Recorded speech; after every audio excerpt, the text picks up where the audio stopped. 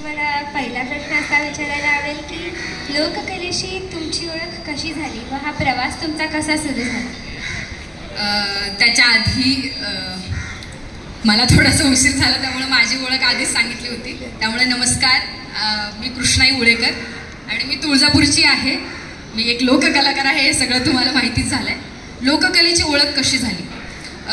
मी तुळजापूर तालुक्यातल्या आरळी बुद्रुक गावची आहे, ज्या गावाला सांस्कृतिक वारसा होता. म्हणजे निळू फुलेंपासून छोटंसं एक गावात थिएटर होतं. निळू फुले, अरुण सरनाईक, आशा काळे वगैरे यांची नाटकं व्हायची गावात. त्यामुळे गावाला एक सांस्कृतिक वारसा होता.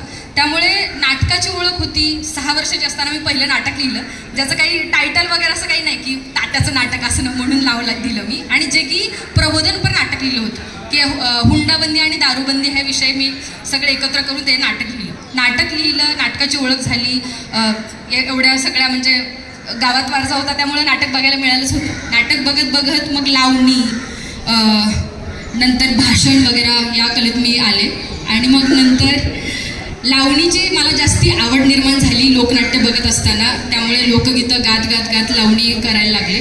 आणि जसं मी स्टेजवरती परफॉर्मन्स करायला लागले लावणी, तर माझ्या घरच्यांकडून थोडा विरोध व्हायला लागला की आपली मुलगी स्टेजवरती काम नाही केलं पाहिजे, मुलींनी डान्स करणं हे जरा आता गावच्या मेंटॅलिटीनुसार बघायला गेलं तर ते कमी समजलं जायचं. त्यामुळे घरून विरोध व्हायला लागला. म्हणून वडिलांनी मला ही कला दाखवली, भारूड म्हणजे निरंजनांना भाकरे यांचं नाव ऐकलं असेल तुम्ही, औरंगाबादचे, संभाजीनगरचे, जे की आत्ता नाही आहेत ते, आणि ते माझे गुरु आहेत.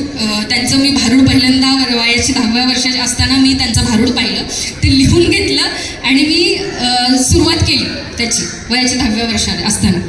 तर मग शाळेच्या सांस्कृतिक कार्यक्रमात मी माझा पहिला कार्यक्रम केला, तो म्हणजे बुरगुंडा. भारुडाचा पहिला सोंगी भारुडाचा प्रकार म्हणजे बुरगुंडा. तर ती अशी सुरुवात झाली. कारण एकंदरीत म्हणता येईल की घरच्यांच्या विरोधामुळे एक चांगला मार्ग मिळाला.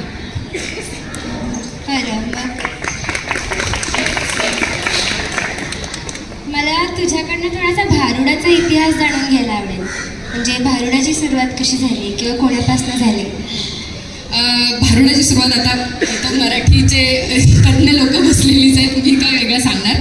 पण अशा अनेक संतांनी, नामदेवांनी, तुकारामांनी, गाडगे महाराजांनी, नंतर ज्ञानेश्वरांनी, एकनाथांनी, प्रत्येक संतांनी भारुडात काम केलं आहे आणि त्यांनी लिहिली, आम्हा भारुडं लिहिली. पण संत एकनाथांचीच भारुडं का जास्ती लोकांपर्यंत पोहोचली गेली? कारण त्यांनी एक वेगळा प्रकार जास्ती लोकांच्या मनावरती राज्य करणारा निर्माण केला, म्हणजे सोंगे भारूड प्रकार. त्याच्यामध्ये सोंग घेऊन लोकांपर्यंत पोहोचून लोकांचे वास्तव प्रश्न त्याच्यामधून मांडून ते जास्ती लोकांपर्यंत प्रबोधनाचं काम करायला लागलं. त्यामुळे एकनाथांची भारुडं जास्ती फेमस व्हायला लागली. आणि मलाही बहुतेक त्याचमुळे माझ्यापर्यंत सोंगे भारुडामार्फत ती भारुडं माझ्यापर्यंत पोचली गेली, म्हणून मी तिकडे ओढले गेले. सोंगी भारुड हा त्याचा आवडता प्रकार आहे. हो. मग तो का आवडता? कारण पखरणला माझा याच्या आधी कार्यक्रम झाला होता, जर तुम्ही पाहिला असेल. त्याच्यामध्ये मी वैदिनीचा रोल केला होता. वैदिन म्हणजे तुम्हाला सगळ्यांना माहिती आहे, कोणाला वैदिन माहिती नसेल, तुम्हाला असं म्हणता येईल की एक चालती बोलती मिशो आणि मिंत्रा डिलिव्हरी करणारी एक बाई. म्हणजे की जिच्याकडे सगळे स्टेशनरीचं सामान आणि टिकल्या, फुगे, कानातले हे सगळं तिच्याकडे असायचे. आणि ते डोक्यावरती घेऊन, कमरेला बाळ घेऊन, हे सगळं म्हणजे एकंदरीत त्यांचं सगळं घरचं सामान वगैरे सगळं ती विकायची. तर तिच्या रूपातून लोकांचा प्रश्न कसा मांडता येईल, किंवा दादला माझं भारूड आहे तर ते बायको नवऱ्याच्या शिकायती लोकांना सांगतेय त्या माध्यमातून. नंतर वेडीचं सोंग घेऊन लोकांपर्यंत वेगळे प्रश्न कसे मांडता येतील. दारुगडच्या माध्यमातून देवीला जागर करता करता एखादं देवीचंच रूप धारण करून लोकांचे प्रश्न कसे मांडता येतील, असे वेगवेगळे रूप घेऊन संतांनी, एकनाथांनी ते प्रश्न पुढे आणले. माझा पुढचा प्रश्न असा आहे की तू म्हटलीस की बाबांनी आधी विरोध केला, साहजिकच आहे. म्हणजे आजकाल सगळ्यांच्या आईबाबांना वाटतं की त्यांनी डॉक्टर व्हावं, इंजिनियर व्हावं.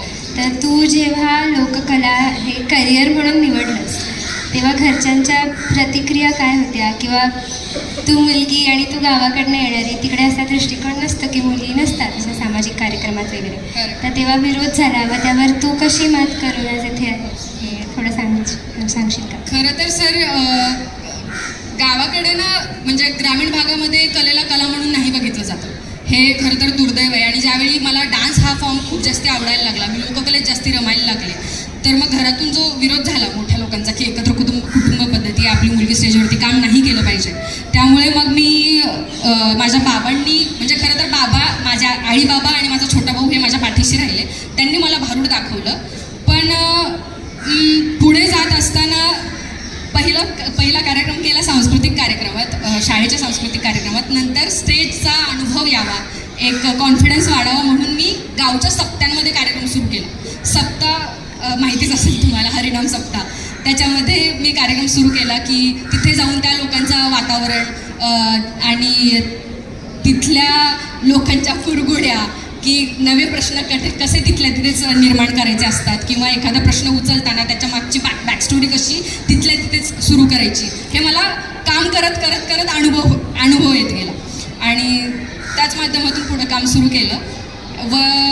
वयाच्या 17व्या वर्षी मी जेव्हा नुकतेच 10वीचे बोर्डाचे पेपर देत होते, त्यावेळी महाराष्ट्र शासनाचा राज्य युवा पुरस्कार मला जाहीर झाला भारूड क्षेत्रात. आणि ज्यावेळी पुरस्कार जाहीर झाला त्यावेळी मग जी लोक विरोध करत होती त्यांनाही हे कळून चुकलं आणि मलाही हे कळून चुकलं. कारण मी छंद म्हणून फक्त भारूड करत होते, मी काही करिअर म्हणून निवडलं नव्हतं की हा बाबा वेगळी कला आहे, काहीतरी वेगळं करता येते, वेगळं मांडता येते, लोकांपर्यंत पोचतोय आपण. कारण मी एक कार्यक्रम सांस्कृतिक कार्यक्रमात केला होता भारुडाचा, तर वर्षांनी लोक, मी गल्लीतून जाते, गावातून जाते, तर लोक माझ्या नावाने चिडवत आहेत, काय आली बघा बुरगुंडा आली, सुया घे पिनं घे म्हणून लोक माझ्या मागे चिडवायला लागले. आणि मला तेव्हा समजलं की एवढ्या दिवस आपण नाटक करत आलोय, डान्स करत आलोय, भाषणं करत आलोय, हे एवढं लोकांच्या लक्षात नाही राहिलं. पण हेच कसं राहिलं, याच्या मागे काहीतरी भन्नाट कल्पना आहे. त्यामुळे मी भारुडाला सुरुवात केली. आणि जेव्हा पुरस्कार मिळाला तेव्हा स्वतःला मला मार्ग मिळाला की पुरस्कार किंवा एखादं बक्षीस तुम्हाला यासाठी मिळतं की तुम्ही आत्तापर्यंत करत असलेल्या कामाची ती पावती आहेच, पण हे काम आत्ता सोडायचं नाही आहे, तर हे तुम्हाला पुढं घेऊन चालायचं आहे. त्यामुळे तो पुरस्कार दिला जातो.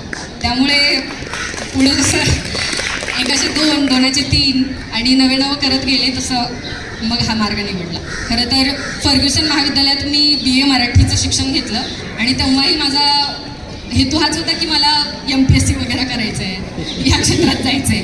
पण कला आणि पोट हा प्रश्न जेव्हा निर्माण झाला की आपल्याला कला निवडायची आहे की पोटासाठी काम करायचं आहे, तर मग मी कला निवडली.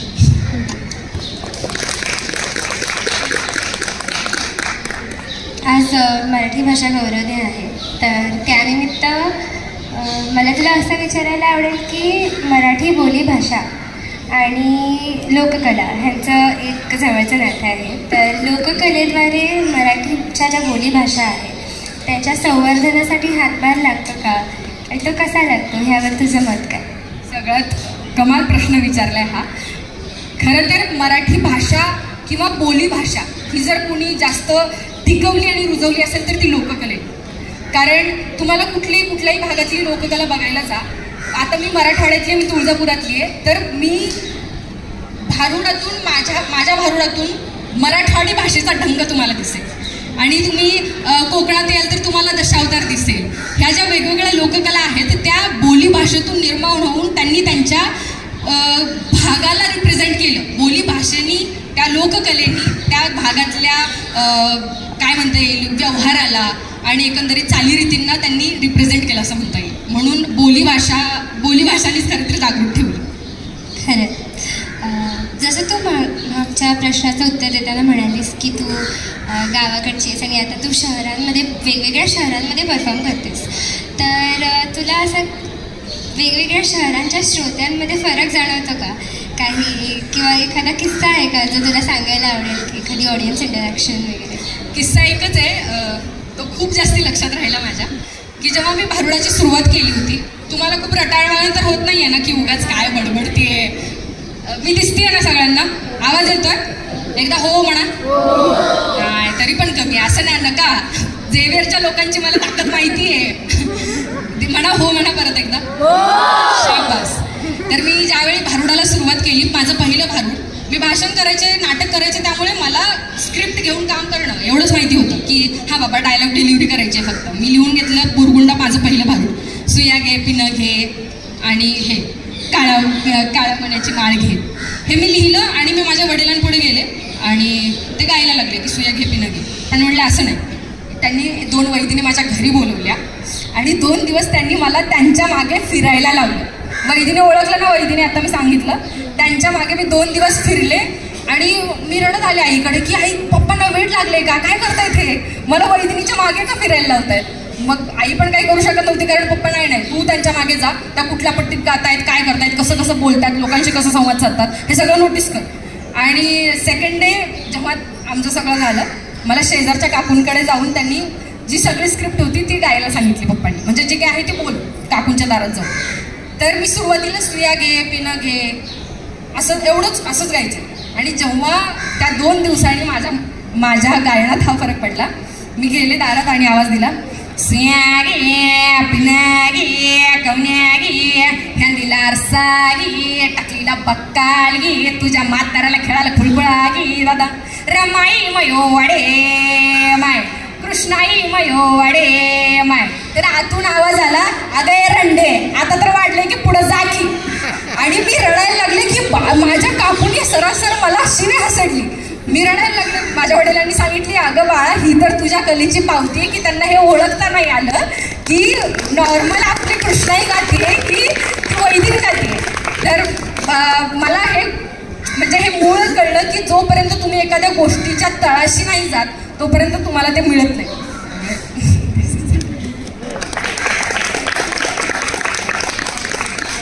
मी असं ऐकून आहे की जुन्या काळात जेव्हा भारुडं गायली जायची, सादर केली जायची, ती अंधश्रद्धा वगैरे अशा विषयांवरती सादर केली जायची.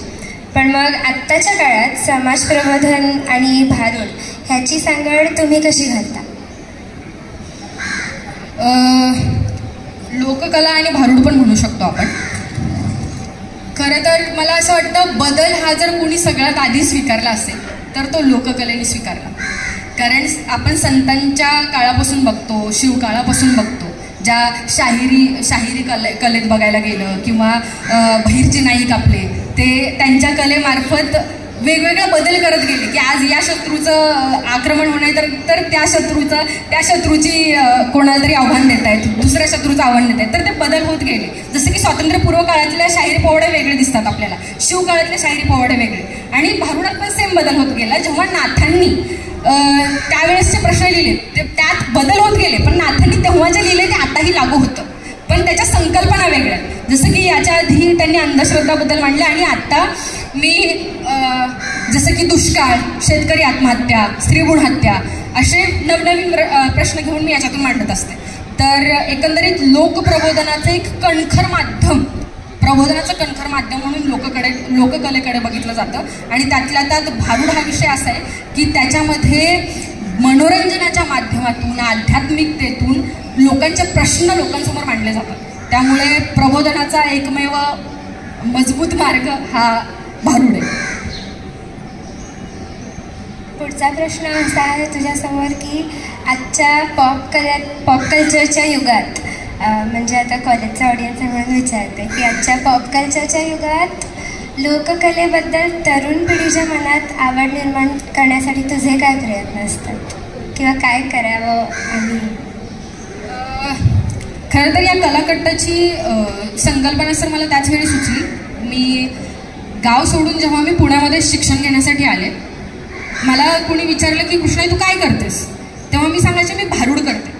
तर भारुड करते म्हटलं, इथं भारुड किती लोकांना माहिती आहे? हां, म्हणजे आणि ज्यांचा हात वरती नाही गेलाय त्यांच्यासाठी पण म्हणजे असं काही नाही वाटत आहे मला. हे होऊ शकतं कारण जेव्हा मी पुण्यात म्हणायचे, म्हणजे जेव्हा मी माझ्या कॉलेजमध्ये गेले की मी भारुड करते, 10 मधल्या फक्त 2 लोक हात वरती करायचे आणि ते सेड की हो आम्ही ऐकलंय फक्त भारुड असं काहीतरी आहे आणि लोककलेचा प्रकार आहे. तर मी त्या लोकांसाठी असा कार्यक्रम सुरू केला कलाकट्टाचा, ज्या गप्पा गोष्टींच्या माध्यमातून लोककलेची ओळख तयार करून देता येईल, लोककलेची वारी करता येईल, जे की ज्यात गण काय, गवळण काय, पोवाडा काय, वासुदेव काय हे सगळं दाखवता येईल. त्यामुळे आणि मुद्दा हा आहे की जर लोककला जास्ती आत्ताच्या पॉप कल्चरच्या लोकांपर्यंत पोहोचवायची असेल तर असे जसे झेवियर्समध्ये प्रयोग घेतले जातात, मुंबईसारख्या शहरामध्ये झेवियर्समध्ये असे प्रयोग होतात, पखरणसारखे मराठी वाङ्मय मंडळ जे प्रयोग घेतं असे प्रयोग झाले पाहिजेत प्रत्येक कॉलेजमध्ये, तेव्हा लोककला पोचली जाईल. या उत्तरासाठी जरा एकदा टाळ्या होत्या. लोककला जरी पारंपरिक असली तरी प्रत्येक कलाकाराची एक वेगळी अशी एक ओळख असते किंवा तो काहीतरी वेगळं सादर करतो. तसं तुझं आणि तुझ्या कलेचं वैशिष्ट्य काय आहे? माझ्या कलेचं वैशिष्ट्य मला हेच वाटतं, माझा मराठवाडी ढंग. मी माझ्या भाषेतच माझी कला सादर करते, हेच माझं वेगळंपण आहे.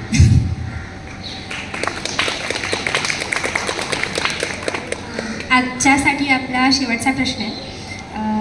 आपल्या मराठी मातीच्या ज्या विविध लोककला आहेत त्या किती आहेत आणि त्याची आज आम्हाला तुझ्याकडनं एक झलक पाहायला मिळेल का?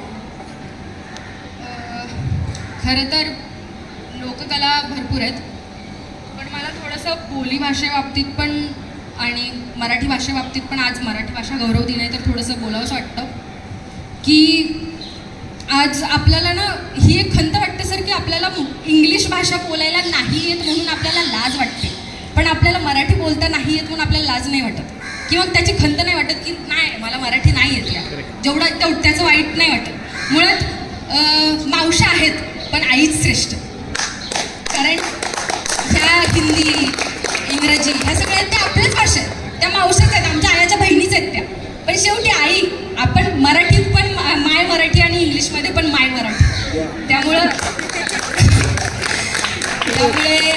आणि बोलीभाषा आणि मराठी भाषा हा जो आपला प्रमाण भाषा आणि बोलीभाषाचा हा जो प्रश्न आहे त्याच्यामध्ये एक जाणवतं की मराठी भाषा जर म्हणायला गेलं तर हा एक महासागर आहे आणि बोलीभाषा ती या नद्या आहेत. आणि महासागर कसा बनतो तर नद्यांचा उगम झाल्यानंतरच महासागर तयार होतो. त्यामुळे मराठी भाषा दिनाच्या परत एकदा तुम्हा सगळ्यांना शुभेच्छा. लोककलेबाबतीत बोलायचं झालं तर खूप लोककला आहेत ज्यांनी लोककला याचा उगम खूप आधी झाला. फक्त लोककला कलेपुरती मर्यादित नाही झाली तर लोककलेपासून समाज उभारला गेला. सर आमच्या इकडे गोंधळी समाज आहे, वासुदेव समाज आहे, पिंगळा समाज आहे, यांनी या कलांनी समाज उभा केला. ही केवढी मोठी संकल्पना आहे. तर वासुदेव, भराडी, गोंधळी, जोशी, दरवेशी, माळी, मांड, जोगी, जागल्या, भारूड, लावणी आणि पोवाडा या एवढ्या सगळ्या महाराष्ट्राच्या लोककला आपल्याला दिसतात. तर त्यातलं थोडंफार मी थोडं सादरीकरण तुम्हाला मुखडे सादर करते.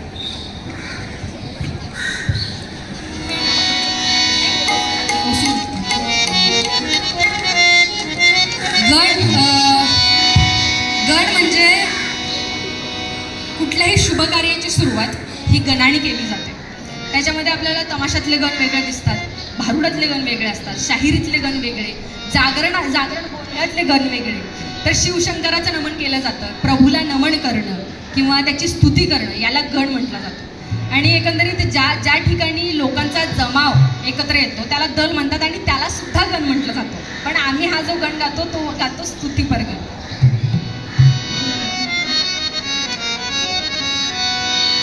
मंडप फुलला,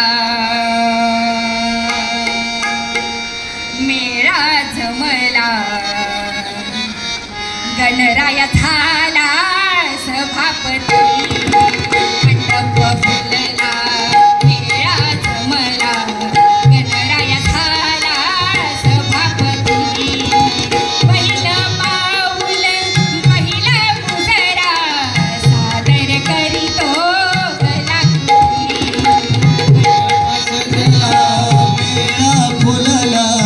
गणराय तुला सभापती. मंडप फुलला, मेळा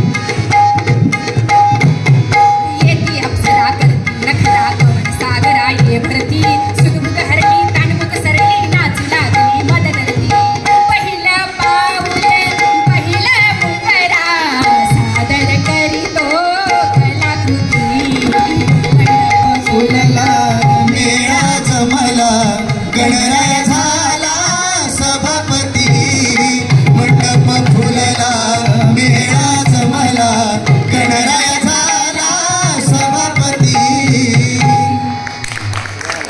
थोडा आवाज वाढवा दादा.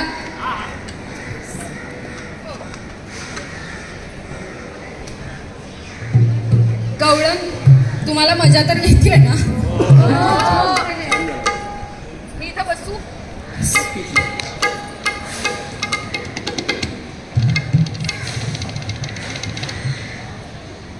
तर हा झाला गण.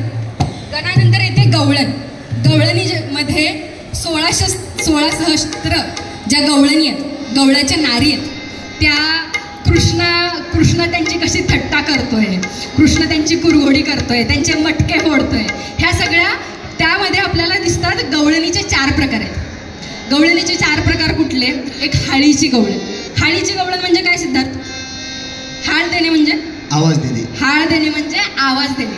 हाळीची गवळणीमध्ये गवळणी निघाल्यात मथुरेच्या बाजाराला, आणि मथुरेच्या बाजाराला जाताना ए कुंजल, ए आशी, अगं ये की, चल चल चल आपल्याला जायचं आहे मथुरेच्या बाजाराला, नाही का? चला चला लवकर आवरा, घ्या बरं सामान सगळं. हे सगळं जी त्यांचा जमाजमव चाललाय याला हाळीची गवळण म्हणतात.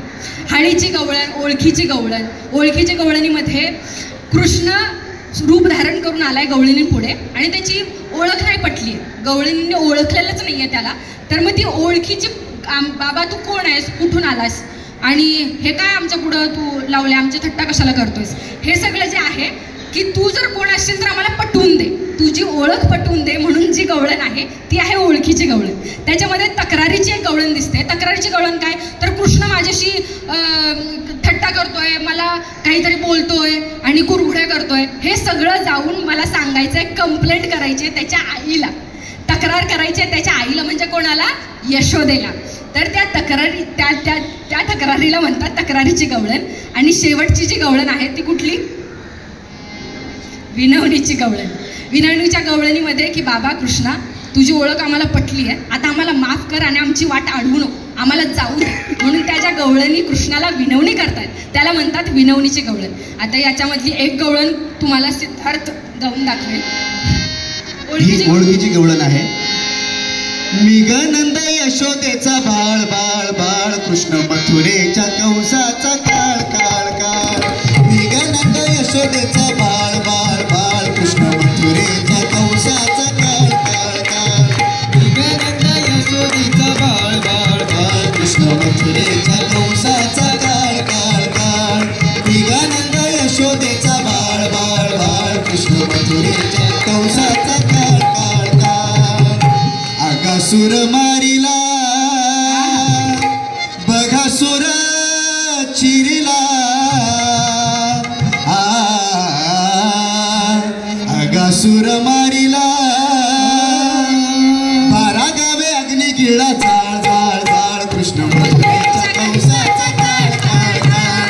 12 गावे अग्नी गिळला, जाळ जाळ जाळ, कृष्ण मथुरेच्या कंसाचा काळ काळ काळ. गनंद यशोदेचा बाळ बाळ बाळ, कृष्ण मथुरेच्या कंसाचा काळ काळ काळ. गनंद यशोदेचा बाळ बाळ बाळ, कृष्ण मथुरेच्या कंसाचा काळ काळ काळ. तर आणखीन एक गवळण, आता माहोल झालायचं तर आणखीन एक गवळण गाऊ आम्ही. गाऊ ना? तुमचा काय उत्साह जरा बहुतेक वडापाव पॅटीस आणि तिकडे कॅन्टीनमध्ये दिसतोय मला जास्ती. गवळण गाऊया सिद्धार्थ? गेला हरी. गेला हरी कुण्या गावा, कुणाला नाही कसा ठावा. गेला हरी कुण्या गावा, कुणाला नाही कसा ठावा.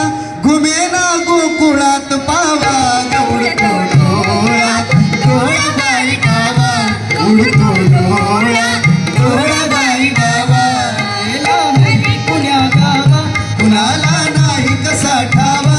घुमेना गोकुळात पावा, उडतो डोळा डोळाबाई बाबा, उडतो डोळा डोळाबाई बाबा, उडतो डोळा डोळाबाई बाबा.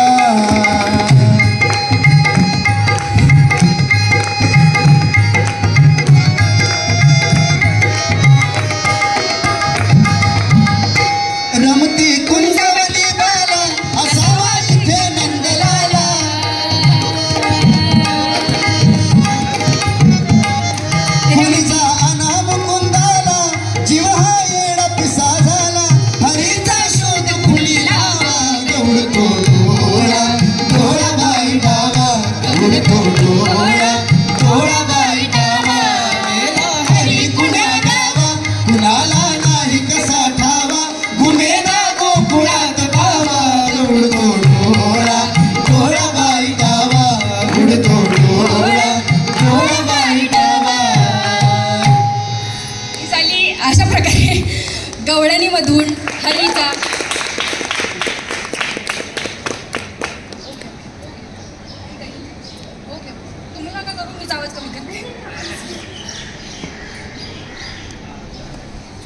तर पिंगळा हा एक लोककला प्रकार आहे. पिंगळा म्हणजे वासुदेव पाहिलाय तुम्ही? वासुदेव माहिती आहे. वासुदेव सगळ्यांना माहिती आहे. वासुदेव मी आज सादर नाही करणार कारण वासुदेव माहिती आहे मोस्ट ऑफ लोकांना. पिंगळा त्याच्या आधी वासुदेव कशाला यायचा तर गाव जागा करायला यायचा. गाव म्हणजे दिवस उजाडल्यानंतर वासुदेव यायचा. तर पिंगळा हा त्याच्या आधी यायचा. आधी म्हणजे 4:30 5:30च्या सुमारास. आणि त्याचा वेश घेऊन तो कुठेतरी झाडाच्या फांदीवर बसलाय, कुठेतरी एखाद्या भिंतीवरती बसलाय. आणि त्याचं काम काय असायचं की प्राणी पक्ष्यांचे आवाज काढून तो एक गावाला जागा करण्याचा काम करायचा. आणि प्रत्येक त्याच्यामध्ये जो पिंगळा आहे तो दारात कसा येतो ते मी तुम्हाला थोडं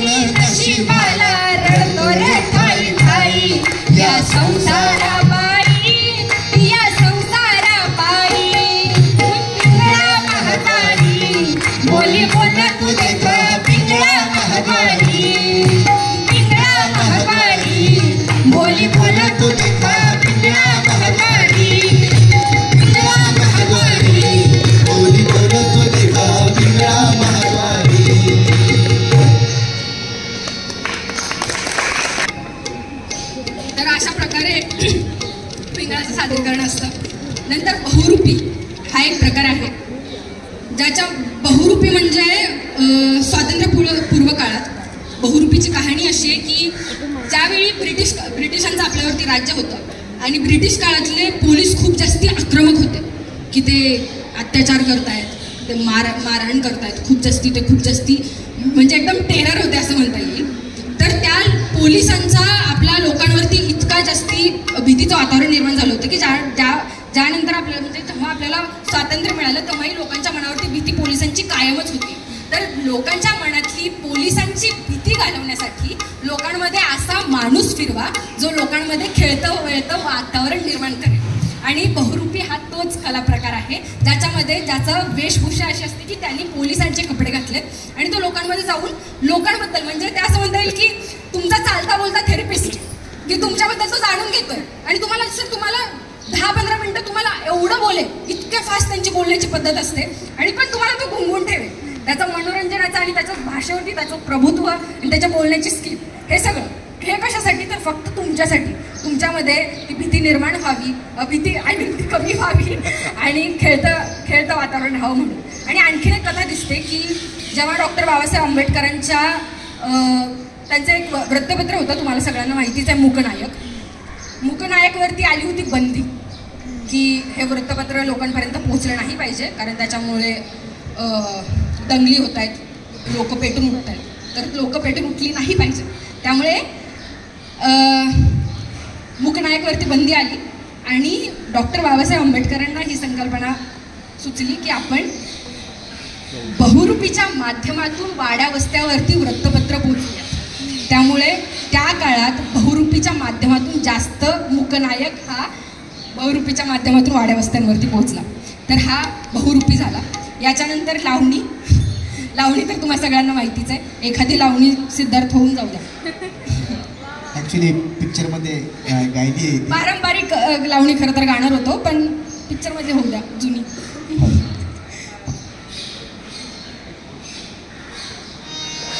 लय दिसाची हौस राया चला आता पुरी करू, चला आता पुरी करू, चला जेजुरीला जाऊ, चला जेजुरीला जाऊ, चला जेजुरीला जाऊ, चला जेजुरीला जाऊ, चला जेजुरीला जाऊ, चला जेजुरीला जाऊ, चला जेजुरीला जाऊ, चला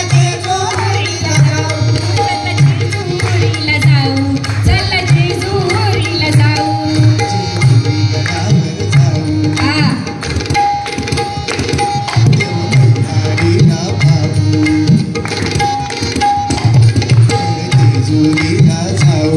देव मल्हारीला पाहू, आपण दोघं जोड जोडीनं, आपण दोघं जोड जोडीनं बेल भंडारा वाहू, चला जेजुरीला जाऊ, चला जेजुरीला जाऊ, चला जेजुरीला जाऊ, चला जेजुरीला जाऊ, चला जेजुरीला जाऊ, चला जेजुरीला जाऊ, चला जेजुरीला जाऊ, चला जेजुरीला जाऊ, जेजुरीला जाऊ, चला जेजुरीला जाऊ, चला जेजुरीला जाऊ, चला जेजुरीला जाऊ. तर मग अशा प्रकारे लावणीमध्येच लोककलेमध्ये आपण पुढे बघतोय तर शाहीर पोवाडा. पोवाड्यामध्ये